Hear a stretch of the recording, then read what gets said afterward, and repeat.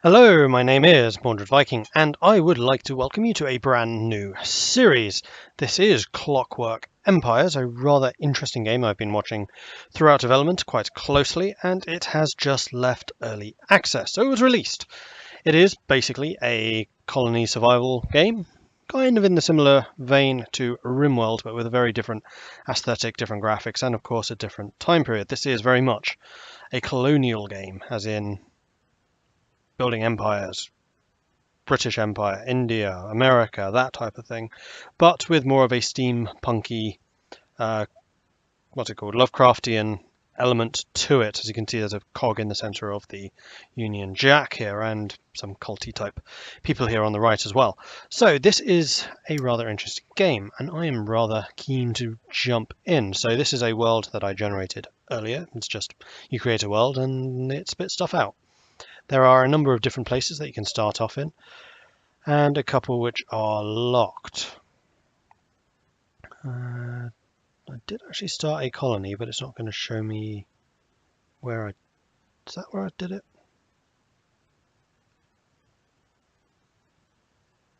No, that's just different icons. So you can see we have like the...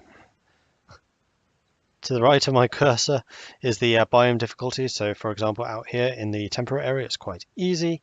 In the cold, it's very, very difficult. And then the tropics are middle. Meanwhile, the standard expedition, I think, is like how many units you start with and how aggressive you are. So here, Dauntless, level 3 difficulty. So we're not going to start over there. And then finally, when you actually start on a place, it tells you who the dominant foreign presence are. I think you always play as the Clockwork Empire, and there are other foreign nations around. So that's basically France. We have Russia over here. And then finally, Germany, or really Stolmark, Novus Imperia, and Republic Mechanique. We're not going to start with the tutorial. I've already done it earlier. I think we're going to start here. We're going to play around Stolmark, so it's a course for adventure. So the aim of this game is, as I said earlier, to bound a colony and then build houses, improve production, get crafts going, harvest trees and forage, and then start farms and things like that, build defenses, and interact with the natives of the land, shall we say, and also to kind of mitigate the effects of the Lovecraftian elements. For example, your people can go insane, particularly if they start doing science and research and things like that. Don't actually know what any of that does. I've done the tutorial, so I can't say I'm an expert in this. Although I was watching it throughout early access, I didn't actually get it at the time, and I have not watched anything about it. So I'm fairly new to this. I am bound to make mistakes, so if you have any advice for me, then please do let me know. But otherwise, just enjoy the game. As you can see, it looks pretty pretty. Welcome to the frontier. Your travels have seen you blindfolded and flown off to who knows where, and cost you what fortune you had. Your advance party is ready, and it's time to get to work on expanding. The Empire is just overflowing with workers ready to be shipped off to the colonies with available housing. You hum a tune, hoping it will spread to your travel-worn crew. You remember your mentor's advice on colonial management. Bring lots of cash to grease the cogs of bureaucracy. Now, bring civilization, or something artfully akin, to the colonies, and glory to the Empire. Huzzah! I'm going to like this game already, just because it says huzzah. So, we start with a number of people. As you can see, they are named. These are overseers, and they're basically the guys who manage the teams who do the various jobs for you. If you would like an overseer named after you, do let me know in the comments. Well, you have a guy called Noble Stir. Right, I want the guy who's good at fighting, so I'm going to go through these skills. If you see a character that you'd particularly like, then do let me know. So this guy is good at stoneworking, he's gregarious, pioneering spirit, and spiritually inclined. I haven't really seen too much of the effect of the traits yet, mostly just the skills. So you're a science, hale and hearty, glows with vain health, never seeming to be affected by sickness or injury. Romantic inclination, pioneering spirit, happiest outdoors, and patriotic. This colonist enjoys wonderful displays of imperial authority, flags, soldiers, monuments, and all that. Cog save the queen. Huzzah! Hurrah! Okay, and then we have you, who are another stoneworker. I'm looking for a soldier just so we can name them Mordred. You are a carpenter, or else someone with basically no useful skill. Fishy behaviour, mushroom lover, pioneering spirit, scholarly. Science skill 25% faster, other skills 25% slower. Okay. Highly focused. Good at metal. Pioneering spirit. Interest in exotic wilderness. 25% bonus to naturalism. Gregarious. Another naturalist. So naturalists are the guys who basically go out and find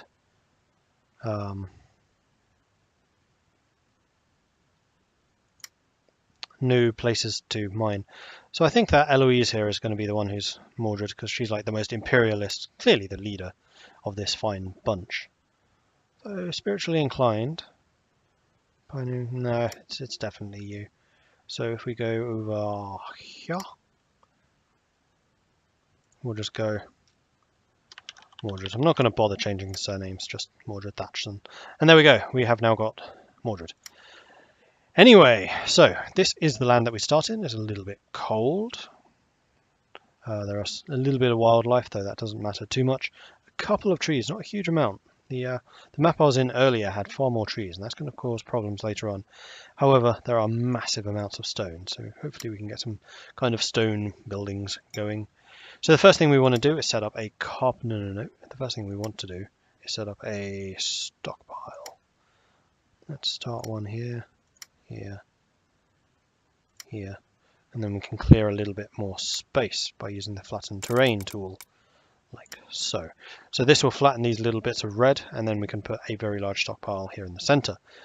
The next thing that we want to do is start cutting some trees, and basically you just go around clicking on stuff until it gets highlighted, much like that. And we also want to do a little bit of foraging. There we go, there's a whole bunch of stuff that can be foraged over there. And then finally some mining. This is mostly going to be just cleaning space here. I think that looks good. We have 14 assignments done and 7 people capable of doing it. So as I was saying, you have overseers, and you can see them listed up here. You also have unassigned workers, and workers are kind of minions that your overseers can utilize. So we're going to go to Mordred. We're going to assign one person to you just because you're a boss, and another one to Noble Sir, because I thought your name was actually Noble Sir. In fact, I'm going to name you Noble Sir, because that is clearly what your name should be. Your name is Noble Sir. There we are. Okay, so we have got some stuff going. People will set off. We have some resources coming in. Beautiful. And then in a minute, our people will kind of wake up and say, I have stuff to do. And they will go off and do it. So the overseers will assign themselves to a task in the area around. You don't need to do it yourself. In fact, it's very much hands-off and allow your people to go about their business. Anyone who is not assigned to a task will be hauling, much like in Rimworld. And then once you start getting buildings and workshops and stuff up, you assign overseers to that particular work, and then you assign them workers to speed up the stuff that they are doing. Cool. So we have a bunch of people cutting wood, because we're going to need a lot of wood to start out. A couple of people foraging, and you are hauling. So basically all the stuff that starts out here needs to be moved in to the stockpile. That's pause, that's speed up. I generally play this game at double speed. Now we will sometimes get events that appear over here on the right, and we will need to answer to those when they arrive. Oh, we have bandits on this map. We didn't have bandits in the previous one. So like I said, I've only done the tutorial. This is very, very new, and I played maybe half an hour to kind of get to grips with the basics here. So we are the Clockwork Empire. Long live the Empire. Cog save the Queen. Then we have Stalmark, Germany. Norvus Imperia. Republic Mechanique. Republic Mechanique is hostile, the others are all neutral. No idea what that actually means. I have not had to deal with that yet. So we're going to build another large stockpile here. Have you flattened it yet? No, not quite. Need to flatten that bit as well. Pretty please, with a cherry on top. Okay, so the first building that we are going to need is a carpenter's workshop. And that's going to need a lot more land flattened actually. So in fact what we're going to do is we're just going to make one big task to flatten all this. This is going to take longer I think because it's pretty tall. So we're just going to flatten like that, I think. See if that does anything.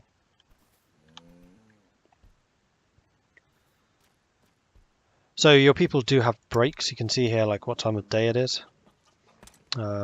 Lunchtime is a rest break, and the more unhappy they are, the more rest breaks and things like that they take. So during the tutorial, my people were having a break like 23 hours a day. It was kind of ridiculous.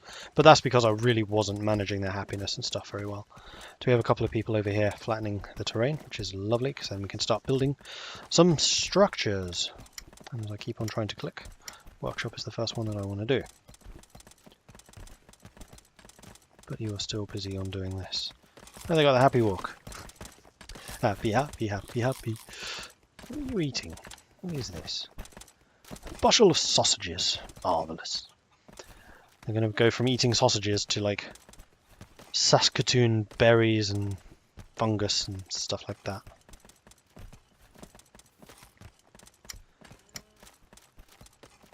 I think we can probably get away with building a small carpenter's office over here. So we'll build it that size, that will do. And then we're going to go into modules, and then this is how you kit out your building. So we're going to stick... Oh, I hadn't actually confirmed. My bad.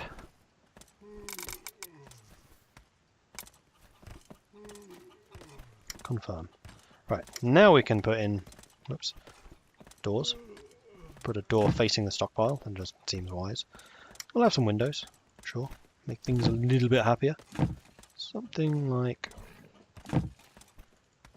that. And then we need a carpentry workbench, which can sit up next to the wall over there. And you can see everything's kind of outlined. First of all, they'll have to build the actual walls. And you'll notice someone coming over where, once their break is over, of course. This is the Clockwork British Empire, so they have lots and lots of tea breaks and things. So once the walls are up, then they'll start actually building the interior structures and the windows and the doors and everything like that. See, noble sir here is beginning to construct. Lovely jubbly. Can I actually give you a job? Like if someone is really good at construction. No, there is no such thing. Never mind. And then the next thing that I would like is a kitchen. May as well start getting these things done. That territory still needs to be flattened. Quite desperately. Come on, people. You can do it. We're actually going to be somewhat limited in building space here. This is quite a lot more difficult map than the previous one I worked on. And there is a lot of game and stuff around. It's actually the soldiers who I think that fight them.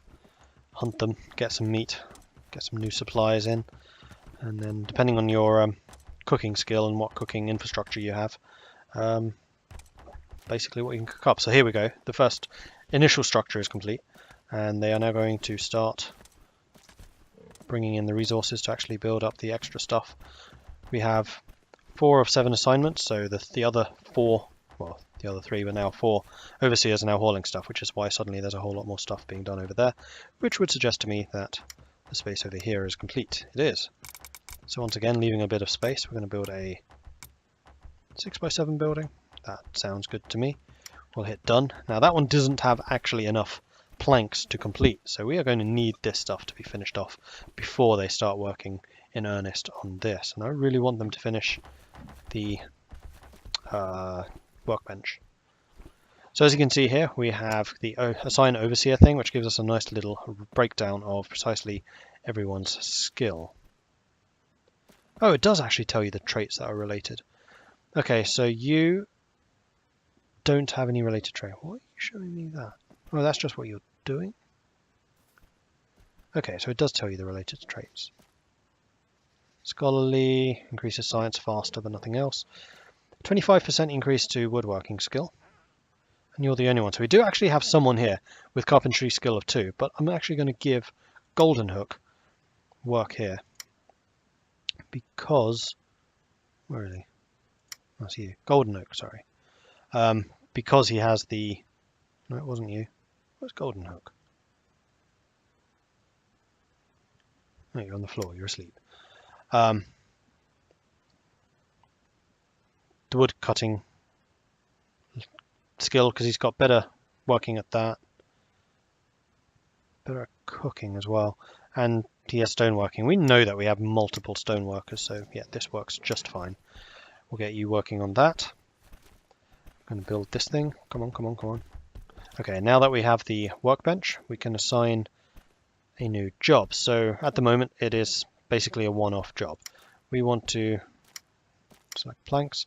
We're going to hit this one to change the job order, and we're going to say we want at any time a minimum of 20 planks, and that's just going to keep you busy creating planks until that's all done. Excellent. Now if we check our commodities, I want to see how many logs we have. We have 27 logs that can be cut up. Excellent, that's just fine. Meanwhile, all the other stuff is still being flattened. We may as well begin doing a little bit of farming. In fact, before we do that, let's install the final large stockpile, which we wanted over here. And then this was going to be the kitchen, so I think it makes sense to put some crops near to that. In the crop field here. That looks good. And then we want to assign an overseer to that as well. Do we have anyone with any related traits to farming? No. Do we have anyone who's any good at farming? Everyone is skill 1, so no. Who else has a kind of useless skill? You do. Job Strap, again, stoneworker. So John Stapp can be the one who works on the farm. That's you. And then you are going to need some additional labourers because farming is difficult, apparently. So let's... no, we're not going to take your labour away. We'll take your labour away and we will add it to Job Stapp. And there we go. So each person can have a maximum of 4 labourers. I don't know if that goes up over time or anything like that. I have not reached that stage, so I have no idea. Okay, so Job's over there. He's going to start working on the farming. He's got his labourer over there as well. Marvellous. How are we doing on this? Just waiting for someone to be assigned to actually build the place. Meanwhile, Adder Gold Hook is creating the wood and placing it out in the stockpile, which is why we all wanted it all kind of surrounding the central spot. Come on guys, let's finish building this thing, shall we? And in fact, while we're waiting for that, we may as well set out precisely what we want here. So, well, once again, one door. We'll have some more open windows. I like the open windows. We'll have a couple of shut ones.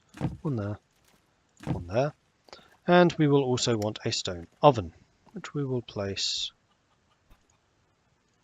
on this side, like so. Excellent. So once again, once they have finished building that building, then they'll start working on that. How are we doing on flat ground? Because it looks like we need to do quite a lot. Yeah, I'm going to get all of this flattened, I think, to the same level. And this. It's a bit of a dip there, which will take a little bit more work.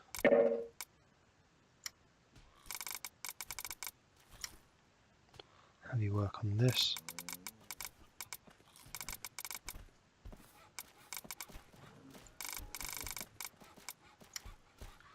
So we have a couple of flattening jobs being worked on, and we can also have you clear some terrain.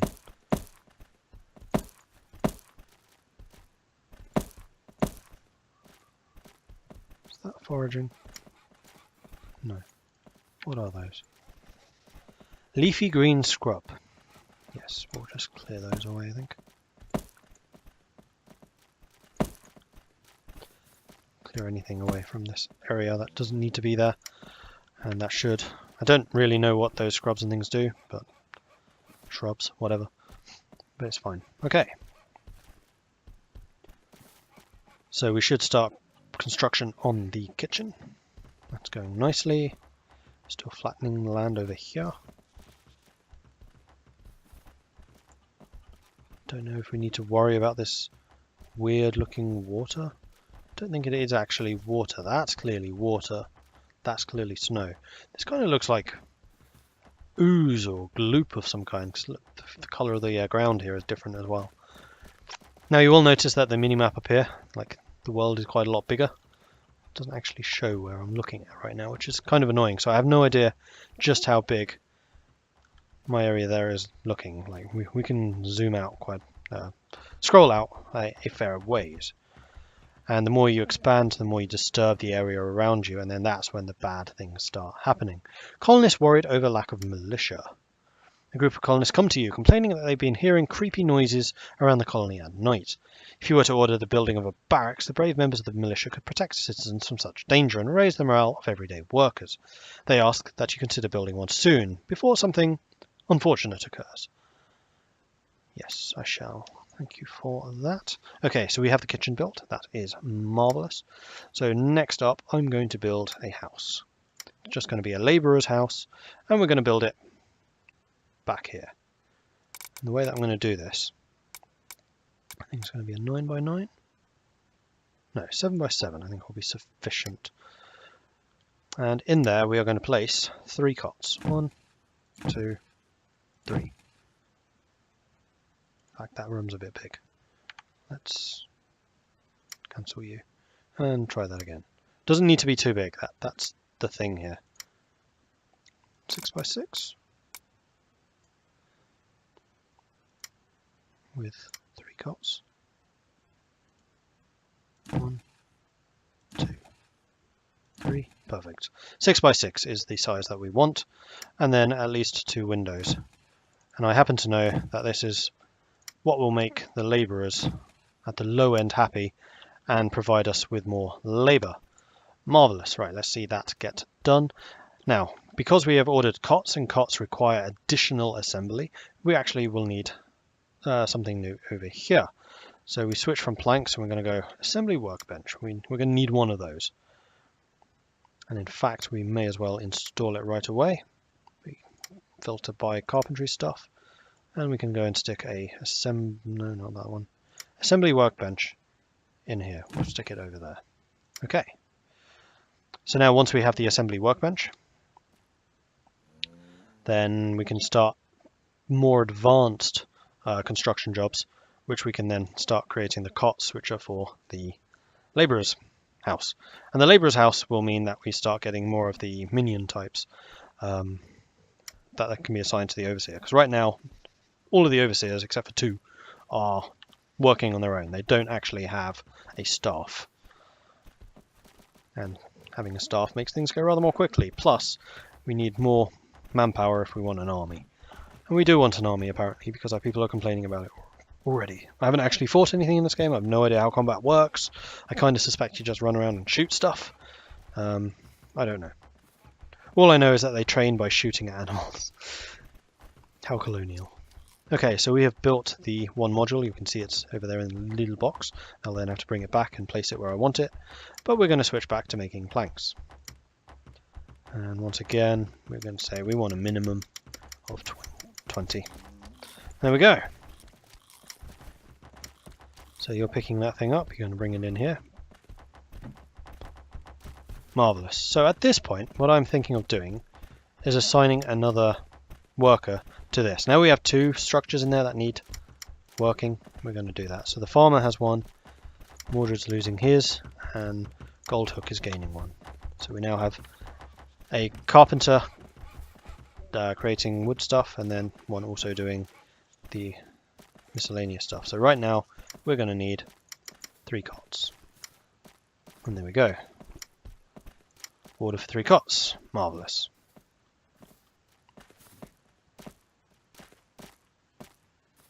Are you actually building the module? You are. Okay, good.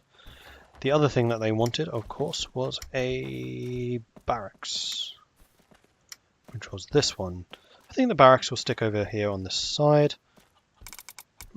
Again, it doesn't need to be huge. We'll do a 6 by 6. We'll need some more logs for that, so we will need to set up some more logging orders.